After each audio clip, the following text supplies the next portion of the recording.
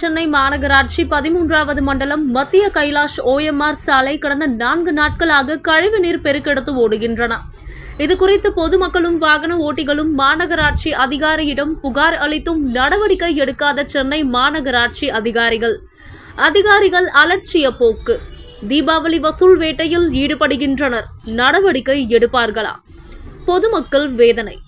பொதுமக்கள் பரபரப்பான குற்றச்சாட்டு.